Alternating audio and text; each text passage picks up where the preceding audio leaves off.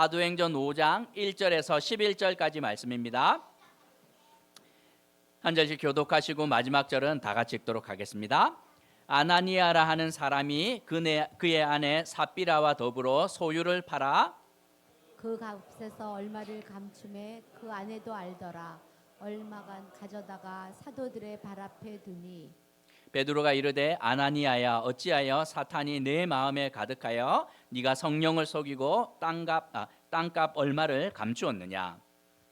땅이 그대로 있을 때에는 내 땅이 아니며 판 후에도 내 마음대로 할 수가 없더냐. 어찌하여 이 일을 내 마음에 두었느냐. 사람에게 거짓말한 것이 아니요 하나님께로다. 아나니아가 이 말을 듣고 엎드러져 혼이 떠나니 이 일을 듣는 사람이 다 크게 두려워하더라. 젊은 사람들이 일어나 시신을 싸서 메고 나가 장사하니라.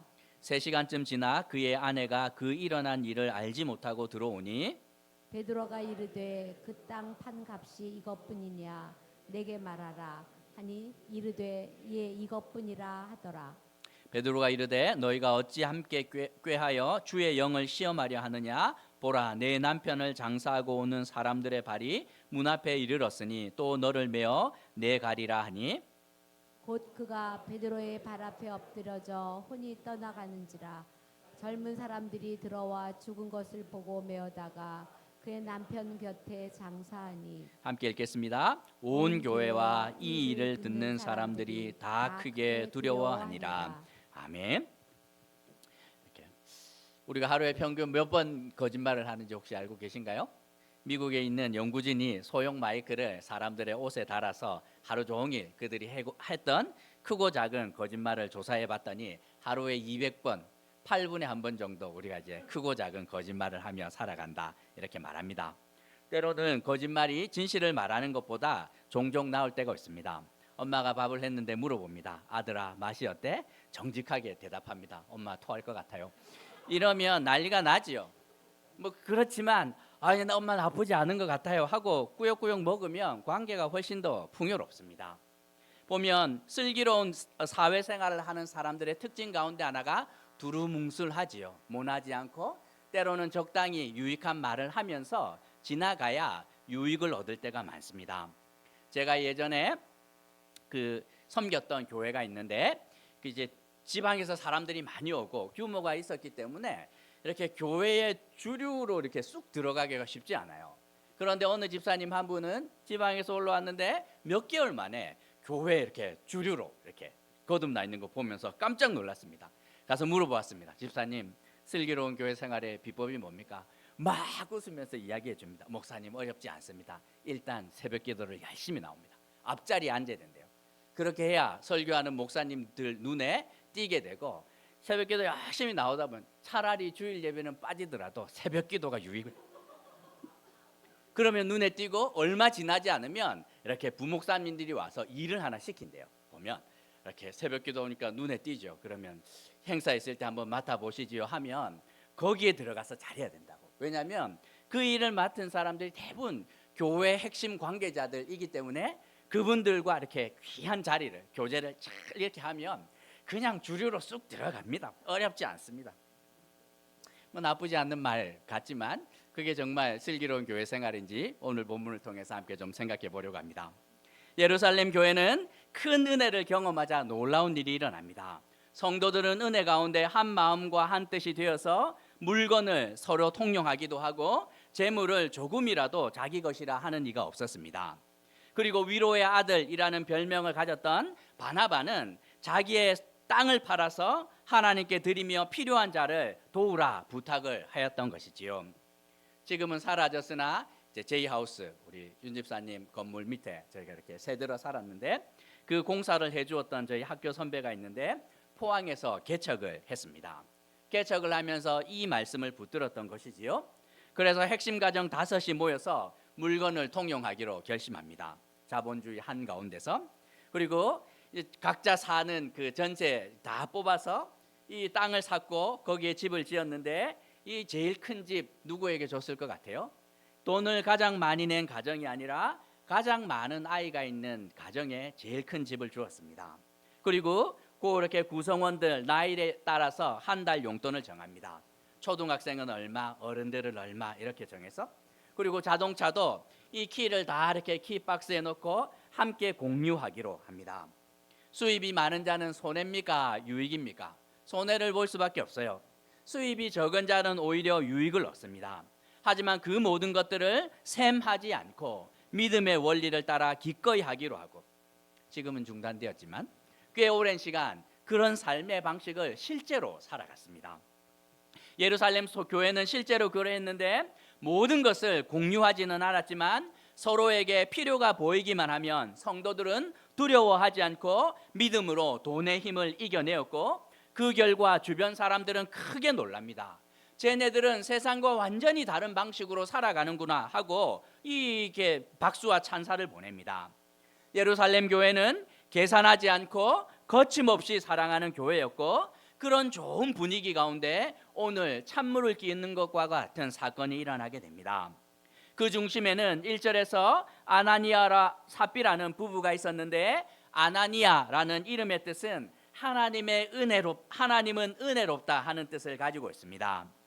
이 두 부부가 어떻게 예루살렘 교회의 일원이 되었는지 알 수 없지만 아마도 아나니아와 삽비라 부부도 예루살렘 교회에서 일어나는 선한 일을 통해 교인이 되었을 것이라 추측할 수 있습니다. 그리고 교회 생활을 하면서 이 부부는 큰 결심을 하게 되는데, 위로의 아들이라는 별명을 가지고 있는 바나바처럼 자신들도 소유를 팔아서 하나님께 드리기로 결심합니다. 이런 결심 하는 거 쉽지 않지만 결심을 실행에 옮기는 것은 더 어렵습니다. 그런데 2절에서 이 부부는 그들의 결심을 실행에 직접 옮기게 되었는데, 실제로 땅을 팔았고 판 금액의 일부를 하나님께 가져옵니다. 얼마나 귀한 일입니까? 우리 인효 형제 친구가 부산에서 목회를 하는데 아주 독특합니다. 얼마나 씩씩한지 보면, 이 학원을 이제 운영하면서 개척교회를 하는데 어느 날 전화를 한번 했더니 막 자랑을 합니다. 형님 이야기를 하면서 무슨 일이냐면, 자기 교회 젊은 성도가 있었대요. 결혼을 하지 않은 젊은 성도였는데, 그 성도가 이제 젊은 성도가 아파트를 부산에서 어떻게 팔았고, 그러니까 그 금액이 놀랍지 않겠습니까? 근데 그것에 11조를 교회에 하기로 결심을 했다 이렇게 말합니다. 개척교회니까 거의 뭐 1년치 예산에 버금가만 들어왔죠. 목사님이 고민하다가 이것을 어디에 쓸까 하다가 그 헌금으로 원룸 전세를 얻었고 선교사님들을 위한 게스트하우스를 운영하기로 하고 홈페이지에 막 광고를 합니다. 필요하면 부산에 오셔도 됩니다 하고 막 저한테 얼마나 자랑을 하든지. 교회 입장에서 이런 헌신들은 너무너무 귀합니다. 하지만 놀랍게도 3절에서 예루살렘 교회의 수장인 베드로는 이 부부의 헌금을 감사하기는커녕 3절과 4절에서 극대노하는 것을 넘어서 저주를 퍼붓습니다. 너무한 것 아닙니까? 당신은 사탄이 주는 악한 마음으로 겁도 없이 어찌하여 성령 하나님을 속였는가 하고 베드로는 책망합니다. 도대체 무슨 일이 일어났다는 말입니까? 3절에서 이 부부는 자기의 땅을 팔았지만 땅값 얼마를 감추었다고 베드로는 말하고 있습니다. 땅을 팔면 무조건 전액을 다 헌금해야 되는 법이 있습니까? 4절에서 보면 땅을 파는 것도 자기 마음이고 헌금을 하는 것도 자원하는 마음으로 하는 것이에요. 그리고 뭐 이렇게 할 수 있는데도 불구하고 베드로는 네가 금액을 속였다 하고 따져 묻는 것이지요. 아마도 땅을 팔아 전부를 헌금하는 것처럼 말했지만 사실은 전부가 아니었다는 말입니다. 솔직히 우리가 한번 생각해 볼까요? 11조 할 때 막 5원 단위까지 우리가 정확하게 10분의 1 합니까? 대충 떼서 해요. 어떤 분은 막 11조가 아니라 이렇게 보면 10분의 1 넘는 분도 계세요. 보면 10.1 몇 프로 하는 분도 계시고 이 9.87% 하는 분도 계시고, 우리가 따져보면 정확하게 하지 않습니다. 뭐 그럴 수 있는 것 아닙니까? 이 베드로의 말이 이해는 되지만 바나바가 땅을 팔아서 전부를 헌금했다고 하니 우리도 좀 체면을 차리기 위해서 전부는 아니지만 비슷하게 했다 이렇게 말할 수 있는 것 아닙니까? 헌금을 하는 사람도 있고 못하는 사람도 있는데 자신의 소유를 팔아서 일부라도 하나님께 헌금한 사람에게 칭찬이 아니라 책망과 저주가 온다는 것, 이게 참 쉽지가 않은 것이지요. 더 놀라운 것은 5절에서 베드로의 책망을 받은 아나니아는 변명할 겨를도 없이 충격으로 쓰러졌고 돌연사 당하게 됩니다. 옆에서 이 모든 것들을 지켜보았던 예루살렘 교인들은 큰 충격에 빠졌고 하나님의 저주를 받아 죽게 된 아나니아를 메고 나가서 성 밖의 공동묘지에 급히 장사 지냅니다. 왜냐하면 하나님의 저주를 받은 사람들은 가족의 묘에 들어갈 수 없었기 때문입니다. 예루살렘 교회는 아주 분위기가 좋았으나 이 아나니아 사건으로 5절에서 말 그대로 초상집이 되었습니다.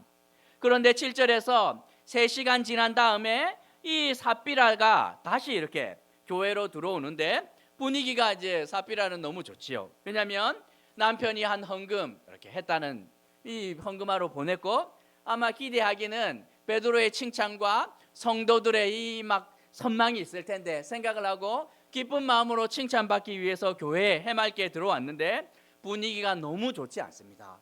분위기가 왜 이렇지? 뭐 큰일이 생겼나 싶었는데 8절에서 베드로가 아나니아의 아내 삽비라에게 묻습니다. 당신 남편이 땅을 팔아 하나님께 드린 헌금이 이게 전부입니까? 알고 있다는 뜻 아닙니까? 그러면 삽비라가 이 허락된 기회를 잘 사용해야 됐을 텐데 삽비라는 그렇게 하지 않습니다. 이것이 이 땅값 전부입니다. 대답을 하였고 9절에서 베드로는 다시 한번 책망합니다. 너희 부부가 어찌하여 하나님을 시험하는가? 보라, 너의 남편을 장사하고 오는 사람들이 문 앞에 이르렀으니 또 너를 메어 가리라 이렇게 말합니다. 그리고 10절에서 삽비라는 남편과 같은 운명을 맞이하게 됩니다. 아나니아를 급히 장사 지내고 돌아왔던 교회 청년들은 3시간 만에 그의 아내 삽비라를 장사 지내기 위해서 다시 공동묘지로 향합니다. 이 부부가 도둑질을 했습니까? 나라를 팔아먹은 것도 아니고 자기의 소유를 팔아서 헌금하며 그 금액을 조금 속였다는 이유로 죽음을 맞이한 부부의 사건 앞에 11절에서 예루살렘 온 교회도 이 소식을 들은 예루살렘 사람들 모두 두려움 가운데 빠지게 됩니다. 차라리 이 본문이 기록되지 않았으면 목사가 얼마나 편했겠습니까? 이런 본문은 설교하기가 참 쉽지 않아요. 훌쩍 건너뛰고 싶습니다. 12절부터 얼마나 스펙타클한지 모릅니다. 사도들이 막 기적을 일으키고 감옥에 갔는데 감옥문이 막 열리고 뭐 이런 것만 이렇게 있으면 목사가 너무 쉽지요. 그런데 성경이 하나님의 말씀이 맞다면 그분이 실수하지 않고 꼭 필요해서 이 본문을 기록한 이유가 있지 않겠습니까? 함께 살펴보아야 하는 것이지요. 이 부분은 베드로가 물어보았을 때 어쩌다가 우발적으로 거짓말한 것이 아닙니다. 전부입니까 할 때 전부인 것 같은데요 이렇게 한 것이 아니었다는 뜻이에요. 시작부터 모든 과정을 부부가 공모했다고 성경은 말씀하고 있습니다. 그들은 마음에 사탄이 주는 악한 동기가 가득했고 사람도 하나님도 속일 수 있을 것이라고 생각했다고 성경은 기록하고 있습니다. 당시 예루살렘 교회는 말씀의 권세도 있었고 은혜도 있었으며 안진뱅이가 일어나고 병자가 회복되는 기적이 숱하게 일어났습니다. 유무상통함으로 로마 제국이 주지 못하는 성경적 복지가 교회 안에서 아름답게 시행되었고 교회에 대한 선한 소문이 점점 퍼져나갑니다. 사람들이 입을 열어서 말하지요. 예루살렘 교회가 처음에 그 120명 다락방에 있었는데 어느 순간 8,000명이 되었다는구먼. 그리고 교인들에게 어려움이 생길 때마다 성도들이 그냥 발벗고 나서서 돕는데 놀라운 일이 일어난죠. 어떤 사람들은 병원비가 1,000만 원 필요했는데 성도들이 이렇게 헌금을 했는데 5천만 원 헌금이 들어왔다고. 누구는 부모님 장례 치렀는데 부조가 남아 돌아서 땅을 샀다는구먼. 이런 소문이 퍼집니다. 이 교회 성도들은 얼마나 적극적으로 자신의 것을 들여서 도왔는지 모릅니다. 그러니 믿음이 아니라 다른 목적으로 교회 안에 들어오는 사람들이 있었던 것 같습니다. 제가 이제 부산 갔다가 오면 예전에 항상 이렇게 새벽 1시, 12시 40분 이렇게 떨어져요. 그럼 이제 택시를 탈 수밖에 없는데 행선지를 말합니다. 기사님, 강동구 MS 교회 앞이요. 이렇게 말합니다. 그랬더니 어느 날 이제 기사님이 막 썰을 푸는 거죠. 깜짝 놀라면서 혹시 그 교회 다니냐고. 저는 그 교회 안 다닙니다. 그랬더니 기사님이 그 동네 살면 꼭 그 교회 나가야 된다고 그러면서 막 신이 나서 저한테 말합니다. 아마 그분은 신앙이 없는 분이었던 것 같은데 아마 승객들을 통해서 소식을 들었던 것 같아요. 누가 그 동네에서 미용실을 개업을 했는데 손님이 없어서 망하게 되었다는 것이지. 그리고 그 미용실 원장님이 고민하다가 이 난국을 어떻게 타개하나 하다가 큰 교회 MS 처치 있어서 거기 가서 기도 한번 해볼까 싶어서 어느 날 갔다는 것입니다. 거기 갔더니만 이렇게 새가족반 맞이하는 분들이 와서 막 환영하더니 물어보더는 교회 어떻게 오셨습니까?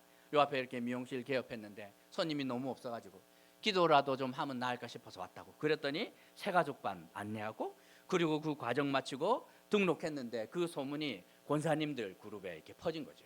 그리고 한 권사에서 작심하고 우리는 오늘 전원 파마로 간다. 그리고 갔다는 것입니다. 가가지고 막 파마부터 시작해서 제일 비싼 걸로 뭐 다 머리. 그리고 그냥 그 미용실에 손님들이 넘쳐나기 시작을 했는데 어쩌면 그 은혜를 경험하였던 그 성도가 기사님에게 MS 처치 앞이요 거기 미용실이 있습니다 말하면서 아마 그 이야기를 들려주었는데 그것을 저에게 전해준 것 같습니다. 얼마나 훈훈한 소문입니까? 하지만 아나니아와 삽비라는 이런 류의 방식으로 그런 은혜를 생각을 하면서 교회에 간 것이 아니었습니다. 시작부터 모든 과정이 계산에 있었고 공모하면서 갔던 것입니다. 예루살렘 도시의 3분의 1이 예루살렘 교회와 직간접적으로 연관이 있고 이들의 신망을 얻으면 큰 유익이 있음을 알았던 것 같습니다. 그래서 어떤 방식으로 살아야 교회의 신망을 얻는가 보았더니 바나바라는 인물이 떠오릅니다. 땅을 팔아서 전액을 헌금한 이 바나바가 한순간 위로의 아들로 이렇게 신망을 받자 저렇게 하면 되겠구나 하고 결심을 합니다. 자신의 소유 가운데 이 팔 수 있는 땅이 무엇인지 그 금액이 얼마나 되는지 시세를 알아보았고 이게 이제 하나님과 이렇게 일종의 계산과 거래와 투자의 개념이니 이 고민이 됩니다. 손해를 보지 않는 선에서 최선의 금액 할 수 있는 헌금이 얼마인지 그리고 그럴듯한 간증을 함께 준비합니다. 하지만 여기까지는 설교를 준비하면서 상상해 본 목사의 합리적 추리입니다. 성경에는 없고 이 정도 있지 않았을까. 하지만 제 추리가 맞다 할지라도 이런 공모 때문에 두 사람을 일순간에 죽음으로 몰고 가야 하는 것인지 쉽게 동의되지 않습니다. 나쁜 교회가 얼마나 많았습니까? 고린도 교회 같은 경우에는 문제가 엄청나게 많았습니다. 얼마나 음란한 교회였는지 몰라요.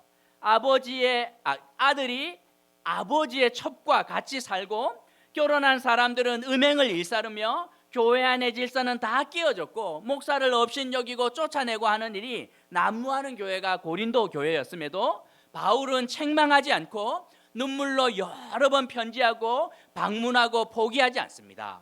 거기에 비하면 이 부분은 그리 나빠 보이지 않는데 왜 변론의 기회조차 얻지 못하고 죽음을 맞이하게 되었는지 생각해 보아야 합니다. 어떤 교회는 사람의 눈에 소망이 없어 보이는 교회가 있습니다.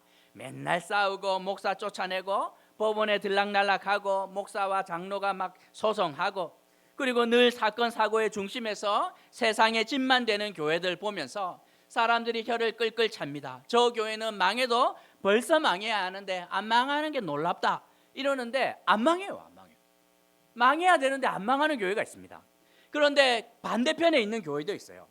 겉으로 보면 교회 재정도 건전하고 구성원은 더 우수하며 규모도 탁월하고 사역자들도 손색이 없는데도 불구하고 불과 몇 달 사이에 그냥 교회가 사라져 버리는 이 교회를 자주 볼 수 있습니다. 미국에 있을 때 잠깐 다녔는데 유명한 목사님이 사역하셨고 미국에 있지만 커다란 건물을 소유한 한인교회였습니다. 구성원들도 우수하고 재정도 건전한데 저희가 한국에 들어오고 난 다음에 몇 달 사이에 교회가 망했다 하는 소식을 들었던 것이지요. 얼마나 참 이렇게 이 마음에 의문이 들었던지 도대체 문제가 무엇일까?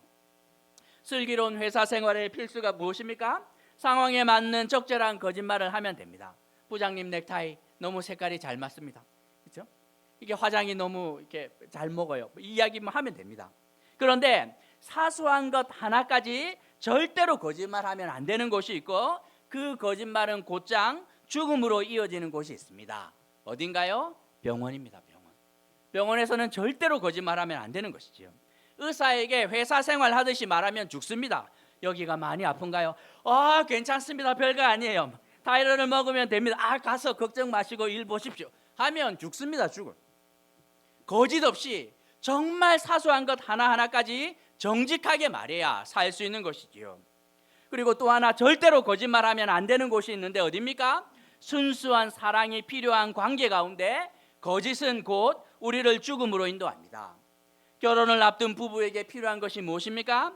열쇠 3개 준비한 이 신부도 필요하지만 순수하고 순전한 사랑의 고백이 없다면 당장이라도 접는 것이 지혜롭지 않겠습니까? 하나님이 뭐가 부족하겠습니까? 땅값 한 돈 얼마 빠진 거 그게 주님 눈에 들어오겠습니까? 그것이 중요한 것이 아닌 것이지요. 금액이 안 맞는다고 책망한 것이 아니라 결혼 생활의 생명이 순수하고 순전한 사랑 고백 위에 있듯이 교회도 마찬가지입니다. 교회의 생명은 건전한 이 구성원과 튼튼한 재정 위에 있는 것이 아니라 예수를 믿는 순전한 믿음의 고백이 없다면 교회는 생명을 잃기 때문이라는 거예요. 우리 눈에 엉터리 같은 교회 맨날 싸우는 교회들이 있는데 안 망합니다. 왜 그럴 것 같아요? 그 가운데 순수하고 순전한 믿음의 고백을 가지고 있는 성도들, 소수의 사람들 두셋이 모여서 기도하기 때문에 안 망하는 것이에요. 나중에 소문을 들어보니 청소년들이 그렇게 기도했다는 것입니다. 니네 아빠 뭐하노? 교회 장로인데 니네 아빠는 우리 아빠는 목사인데 둘이 맨날 교회에서 싸우는 거죠. 그러니 이 청소년부 아이들이 나가서 기도했다는 것입니다. 교회가 보이는 그 언덕에 올라가서 이 아이들이 5명이서 6명이서 눈물로 기도하는데 주님 입장에서 그 교회 문 닫을 수 있습니까? 닫을 수 없는 것이에요. 미국에 있을 때 이제 소문을 들었습니다. 확인된 바는 없고 소문인데 직항이 있었다는 것이에요. 보스턴까지 한국에서 오는 직항이 있는데 수익이 안 나요. 왜냐하면 한인들이 많지 않기 때문에 거기 직항 만들어봐야 돈이 안 되는데 꽤 오랜 기간 동안 직항이 있었다는 거예요. 우리가 갔을 때 이제 사라진 지 오래되었는데 그런데 이제 전도사님들 말에 의하면 이제 그 항공사 오너 아들이 유학하고 있었다. 보스턴에서. 그래서 그 하는 기간 동안 적자 보면서 계속 운영했고 이 걔가 공부 끝났기 때문에 이제 이게 직항이 취소했다 하는데 우리가 이제 믿고 있습니다. 확인된 바는 없지만 주님이 그런 거죠. 너희 눈에 손해 보고 엉터리 같아 보이지만 내가 사랑하는 순수한 믿음을 고백하는 자녀가 있으면 문 닫을 수가 없는 거죠. 돈을 들여서라도 유지해야 되는데 교회의 생명이 거기 있다는 것입니다. 뒤집어 생각하면 어떻습니까? 정말 사람들 보기에 아름답고 선하고 귀한 것이 있다 할지라도 주님 보시기에 교회의 생명과도 같은 그 믿음이 없다면 거기는 그냥 죽는 거나 마찬가지인 것이지요. 하나님의 교회를 향해 성경은 순결한 신부라고 부릅니다. 교회가 예수님의 신부로 준비해야 되는 것은 필요한 열쇠 3개 준비하는 것이 아니라 순전하고 순수한 믿음의 고백이 전부라고 성경은 말씀하고 있습니다. 지금까지 예루살렘 교회는 이 믿음의 고백으로 세상이 감당치 못할 은혜를 누리고 있었는데 아나니아와 삽비라 부부는 교회의 생명과도 같은 순전한 믿음을 속임수와 거래 같은 것으로 오염시켰고 이것은 에덴 동산의 죽음을 가져왔던 속임수나 마찬가지였기에 하나님은 당신의 교회를 스스로 지켜내고 계신 것입니다. 오늘 말씀을 통해 2가지만 생각해 보려고 하는데 먼저는 중심을 보시는 하나님입니다. 이 부분은 용이 주도하게 계획하고 그 계획을 실행에 옮겼습니다. 아마도 두 부부가 말하지 않으면 아무도 못 올 것이라고 믿었고 모두를 속일 수 있을 것이라고 생각하였지만 그렇지 않았던 것이지요. 갈라디아서 6장에서 이렇게 말합니다. 스스로 속이지 말라. 하나님은 만홀히 여김을 받지 아니하시나니. 자녀가 부모를 속일 수 있습니까? 이 남편이 아내를 속일 수 없어요. 벌써 눈빛 보면 다 알고 있습니다. 하나님은 우리의 중심을 보고 계시는 분임을 이 아나니아와 삽비라는 몰랐던 것입니다. 중심을 보시는 하나님이기에 우리는 하나님 앞에서 두려움을 가져야 하지만 우리 동시에 이 중심을 보시는 하나님 앞에서 자유로울 수 있습니다. 다 알고 계시니 숨길 필요가 없는 것 아닙니까? 슬기로운 교회 생활 첫 번째 무엇입니까? 중심을 보시는 하나님 앞에 정직하게 나아가는 것입니다.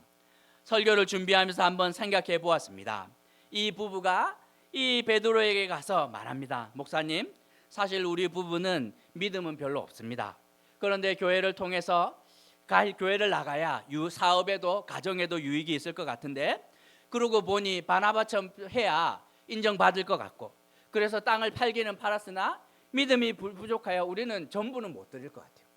일부이지만 좀 하나님 앞에서 귀한 곳에 쓰여졌으면 좋겠습니다 하고 고백했더라면 어떤 결과가 나타났겠습니까? 그러하지 않았던 것이지요. 의사 앞에 가장 심각한 환부를 드러내야 회복을 겸응하는 것 아니겠습니까? 자녀를 극진하게 사랑하는 부모에게 감당하기 어려운 힘든 어려움을 고백하는 자녀 위해서 부모가 못할 일이 무엇이 있겠습니까? 알아요. 부모가 다 압니다. 혼자서 끙끙끙끙 앓으면서 이렇게 해결 안 되는 거 다 아는데 부모에게 오지 않습니다. 그런데 어느 날 와서 엄마 도와줘 하고 아이가 눈물을 흘리는데 그 정직한 고백 앞에 이 엄마가 나서지 않을 사람이 어디 있겠습니까? 생각해야 하는 것이지요. 제가 설교를 시작을 하며 그 집사님처럼 교회 슬기로운 교회 생활, 새벽기도 열심히 간다, 목사 눈에 띄인다, 시키면 일을 열심히 한다, 그렇게 하면 슬기로운 교회 생활 되겠습니까? 뭐 틀린 것은 아니지만 더 중요한 것이 있습니다. 중심을 보시는 하나님 앞에 정직하면 그것으로 충분합니다. 많은 일을 하지 않고 나는 이 교회에서 존재가 참 미미한 것 같고 있는 듯 없는 것 같아도 관계없습니다. 주님께서 그 신음소리를 들으시고 정직한 고백을 하는 사람 주님께서 기억하는 줄 알아야 하는 것이지요. 우리가 생각해야 되는 두 번째는 교회는 계산하고 거래하는 곳이 아니라는 것입니다. 세상을 살아가며 우리는 항상 면밀하게 계산하고 손해보지 않도록 살아야 합니다. 특별히 쇼핑할 때 다 알아보고 해야 당하지 않는데, 하지만 교회는 계산하는 곳이 아닙니다. 부부 관계에서 아내가 말합니다. 여보 음수 좀 버려줘. 이렇게. 음식물 쓰레기 그거 하면 뭐 해줄 건데 이렇게. 여보 나가서 좀 운동 좀 하고 와. 그거 하면 뭐 해줄 거야? 아들에게 말합니다. 아들아 공부 좀 하자. 공부하면 엄마 핸드폰 사줄 거야. 이러면 집이 망하는 것이지요. 가정은 거래하고 계산하는 곳이 아니기 때문입니다. 계산하지 않고 기꺼이 사랑과 믿음으로 순종할 때 그 유익이 우리 가운데 오는 것이라 성경은 말씀하고 있습니다. 슬기로운 교회 생활은 계산하지 않고 거래하지 않으며 순전한 믿음과 후회 없는 사랑으로 섬기면 그것으로 충분하다고 성경은 말씀하고 있습니다. 어르신들 죄송합니다. 어느 순간 결혼 생활 20년이 되었습니다. 그런데 이렇게 계산하지 않고 순종한 믿음으로 아내에게 순종을 해보니 이게 이제 절대로 손해보지 않습니다. 제가 드린 거 훨씬 더 많은 것들이 오면 알게 되지요. 철들고 나서 부모님이 말씀하실 때 기꺼이 순종했더니 전부를 주십니다. 필요한 전부를 주시는 거예요.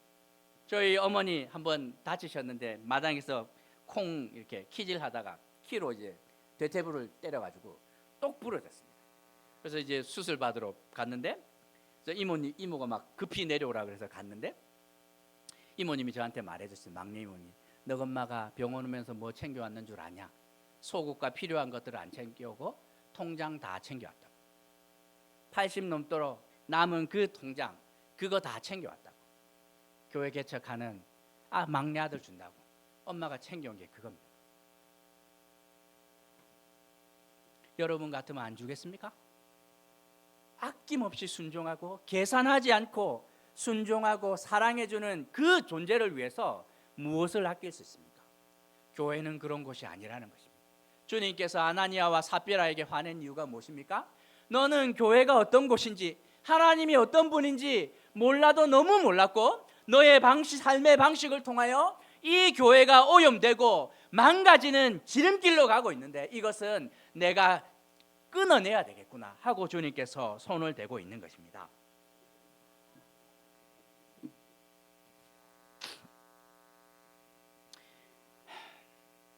우리는 슬기로운 교회 생활 해야 합니다.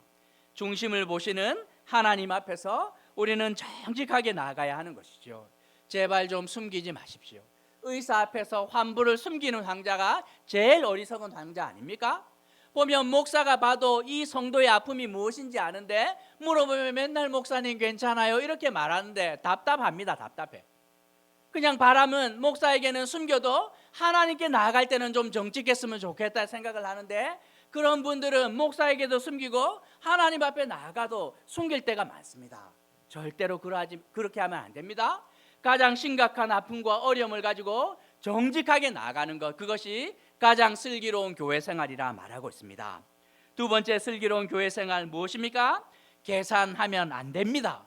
하나님은 계산하거나 거래 대상이 아니라고 성경은 말씀하고 있습니다. 절대로 여러분 손해보지 않습니다. 후히 주시는 하나님 앞에 온전한 믿음과 사랑으로 순종할 때 아낌없는 하늘의 축복이 허락되는 곳이라고 누가 말하냐면 예수님의 동생 야고보가 말합니다. 후히 주시고 그분은 꾸짖지 않습니다.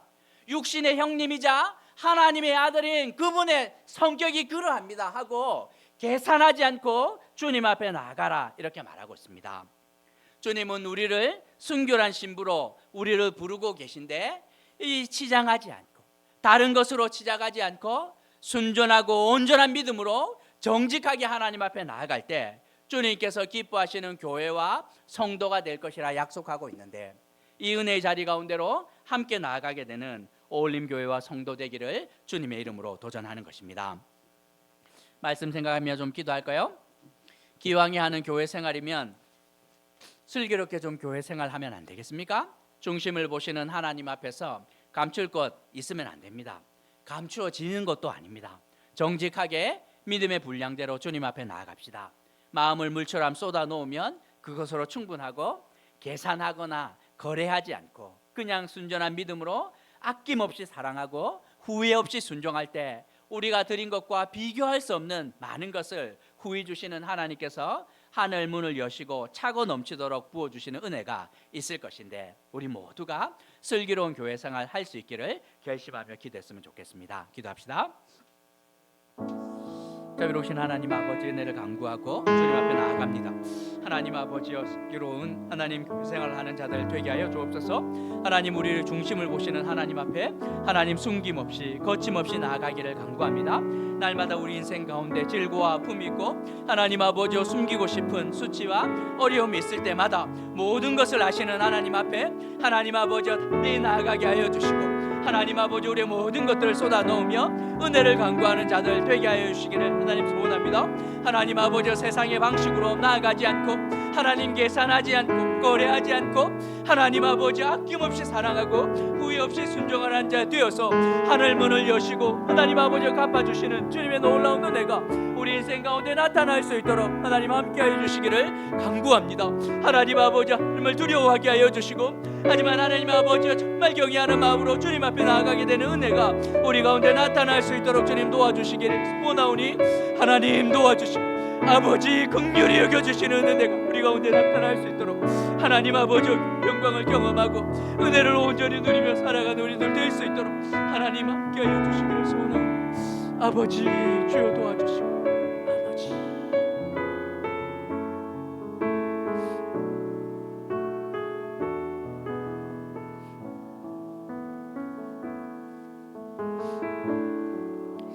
이 시간 위해서 기도하실 때 우리 주보에 있는 공동 기도문 보면서 함께 기도했으면 좋겠습니다. 1번과 2번과 3번 제목입니다. 한국 교회를 위해서, 한국 사회를 위해서, 세계를 위해서 좀 기도했으면 좋겠습니다. 우리 탁장로님 기도하셨던 것처럼 참 이렇게 정치가 올바른 자리를 좀 이렇게 찾아가야 되는데, 하나님 정말 주님께서 이 땅을 긍휼히 여기시고 위로하시는 놀라운 은혜가 나타날 수 있도록 공교육부터 시작해서 정말 기도 안 할 수 없는 상황인데 하나님께서 한국 교회와 한국 사회와 세계를 긍휼히 여겨주시도록 우리 공동 기도문 보면서, 이 기도가 익숙지 않은 분들은 그냥 읽으시면 됩니다. 함께 기도하도록 하겠습니다. 자비로우신 하나님 아버지, 은혜를 더하여 주옵소서. 이 시간 한국 교회를 위해서 기도합니다. 절망의 시대에 인간의 지혜를 의지하지 않게 하시고 하나님만을 의지하고 주의 말씀을 따라 이웃과 세상을 위해 골방에서 기도하며 자기 십자가를 지고 세상에서 빛과 소금으로 썩어져 열매 맺는 미랄로 살아가는 자들 되게 하여 주옵소서. 하나님 아버지여, 이 조국 사회를 위해서 기도합니다. 정치적으로, 사회적으로, 경제적으로 하나님 극심한 어려운 가운데 있는데 이 땅의 소자들을 기억하시고 그들에게 필요한 은혜를 더하여 주시며 하나님 아버지여 위정자들을 기억하셔서 그들에게 허락된 정치 권력을 올바른 곳에 올바르게 사용할 수 있게 해주시고 하나님 아버지여 서로 다른 사람들이 함께 살아갈 수 있는 나라 될 수 있도록 그들에게 지혜도 주시고 힘써 수고할 수 있기를 주님 기도합니다. 하나님 아버지여 특별히 어려운 가운데 있는 이 교육을 기억하여 주시고 하나님 수고하는 자들의 하나님 목소리를 듣게 하여 주시며 상식이 사라져가는 이 땅 가운데 하나님 아버지 우리 주님이 피할 바위 되시고 하나님 무엇보다 이 땅의 사람들의 병든 마음을 고쳐주시는 은혜 허락하여 주옵소서. 주님 세계를 위해서 기도합니다. 전쟁과 하나님 질병과 기후위기 어려운 가운데 세상의 창조자 되시고 역사의 주인 되신 하나님께서 이 땅을 기억하여 주시고 고쳐주시고 특별히 하나님 아버지 전쟁에 종식되게 하시고 날이 갈수록 심해지는 위기 가운데 하나님 아버지 해결해낼 수 있는 힘을 허락하여 주시기를 소원하오니 하나님 아버지 함께하여 주옵소서. 주님 긍휼히 여겨주시고 주님 도와주십시오. 아버지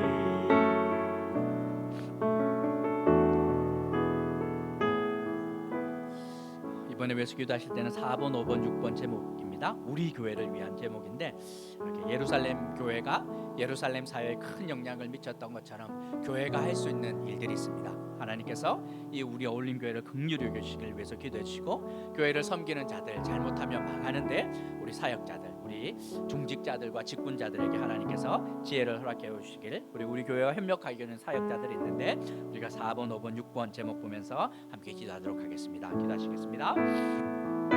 자비로우신 하나님 아버지 주님의 몸된 어울림 교회를 주님 긍휼히 여겨주시기를 기도합니다. 하나님 우리 교회가 하나님 앞에서 복된 교회 되게 하여 주옵소서. 하나님 아버지 모이게 힘쓰는 교회 되게 하여 주시고 우리가 모일 때마다 예배의 영광을 경험하게 하시고 성도만이 누릴 수 있는 풍성한 교제 가운데로 인도하여 주시고 하나님 아버지 날마다 사람이 기뻐하는 것을 넘어 주님께서 기뻐하시는 교회 되게 하여 주옵소서. 주님을 전심으로 사랑하고 이웃을 온전히 섬기는 교회 되게 하여 주셔서 세상에서 상처받고 지치고 낙심한 영혼들과 공동체가 필요한 영혼들 보내주셔서 그들을 섬길 자들도 함께 세워주시고 하나님 아버지 모두가 함께 은혜를 경험하고 위로와 회복을 경험하는 교회 되게 하여 주옵소서. 하나님 섬기는 자들 긍휼히 여겨주셔서 사역자들과 하나님 우리 장로님들 직분자들 하나님 아버지여 맡은 자들 하나님 함께 하여 주셔서 각자의 은사와 부르심을 따라 주님의 몸된 교회를 함께 세우게 하여 주시고 하나님 아버지여 사람의 지혜가 아니라 믿음을 더하게 하여 주시고 주님께서 기뻐하시는 뜻을 분별하게 하시며 담대한 믿음으로 계획한 모든 것을 이루는 아내 되게 하여 주옵소서. 우리 교회에 협력하고 있는 우리 사역자들 목사님들 기관들 기억하여 주셔서 어려운 시기에 소자들을 돌보는 사역을 주님께서 기억하시고 그들에게 꼭 필요한 은혜 손길을 풍성하게 허락하여 주옵소서. 주님 도와주시고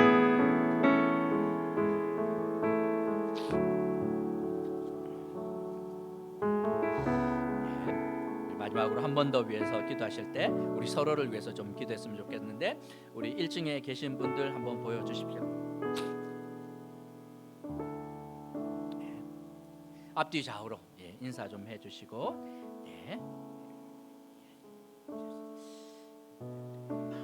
7번 제목은 믿음의 가정을 위한 제목입니다.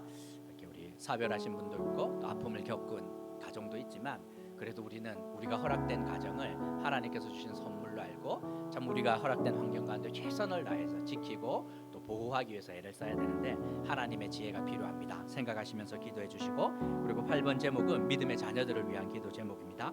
날이 갈수록 부모가 할 수 있는 것이 점점 없어지는데 하나님께서 책임져 주시길 정말 한나가 사무엘을 위해서 기도했을 때 엉터리와 같은 환경 가운데 주님께서 직접 만져주시는 은혜가 있었는데 그런 은혜가 있도록 위해서 기도해 주십시오. 9번은 우리 사랑하는 성도들을 위한 제목인데 우리 오시면서 보셨습니까? 승민 집사님하고 똑같이 생긴 그렇죠? 어머님 오셨습니다. 이제 오늘 아산병원에 입원하시고 내일 수술을 받게 되는데 그 과정 가운데 좀 함께해 주시길 위해서 기도해 주시고 그리고 우리 공동체 안에 연약한 가정들 생각을 하시면서 우리 7번, 8번, 9번 제목으로 함께 기도하도록 하겠습니다. 기도합시다. 자비로우신 하나님 아버지, 은혜를 더하여 주시기를 기도합니다. 믿음의 가정을 위해서 기도합니다. 하나님 아버지여, 주님께서 우리에게 선물로 주신 가정을 잘 섬기는 자들 되게 하여 주옵소서. 하나님 아버지, 부부가 하나님의 말씀을 따라 담대한 믿음과 사랑으로 겸손히 서로를 섬기게 하시고, 자녀들은 부모에게 순종하며 부모는 자녀들 주의 교훈으로 양육하기 위해 하나님 아버지 믿음으로 애쓰는 은혜 허락하여 주시기를 간절히 기도합니다. 특별히 아픔과 어려움 있는 가정들을 기억하시고 주님께서 함께하여 주셔서 하나님 아버지 어려운 가운데 하나님 아버지 정말 허락된 하나님 아버지 가족을 지키기 위해 애쓰고 하나님 아버지 저를 기도합니다. 하나님 아버지 믿음의 자녀들을 위해서 기도합니다. 그 밖에 있는 자들을 속히 불러주시고 안에 있는 자들은 하나님을 깊이 있게 만나게 하시며 그들의 인생을 가장 선한 길로 주님께서 인도하여 주셔서 하나님 아버지 정말 부모 안에서만 누릴 수 있는 참된 안식으로 인도하여 주옵소서. 하나님 아버지 수련회 잘 마치게 해주셔서 감사합니다. 하나님 아버지 좀 은혜를 더하여 주시고 하나님 믿음을 주시고 하나님 아버지 그들 가운데 은혜 열매들이 온전히 맺힐 수 있도록 하나님 함께하여 주시고 우리 수험생들 기억하여 주시고 그들의 인생을 가장 선한 길로 인도하여 주옵소서. 하나님 아버지 우리 사랑하는 성도들 위해서 기도합니다.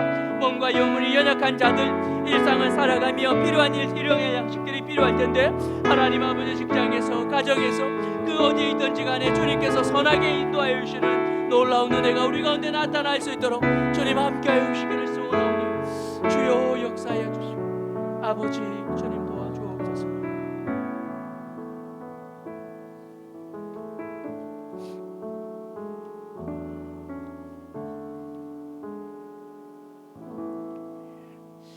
이 모든 것 예수님의 이름으로 기도합니다. 아멘. 우리 찬송가 600장 부르시면서 준비하시는 것 하도록 하겠습니다. 조정은 권사님, 우리 조결 형제 수고해 주시면 감사하겠습니다.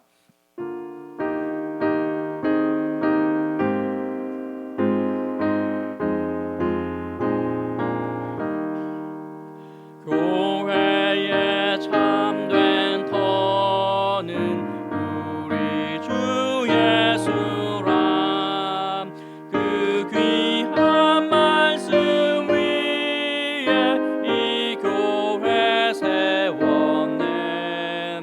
주 예수 강림하사 피 흘려 샀으니 땅 위에 모든 교회 주님의 신부라.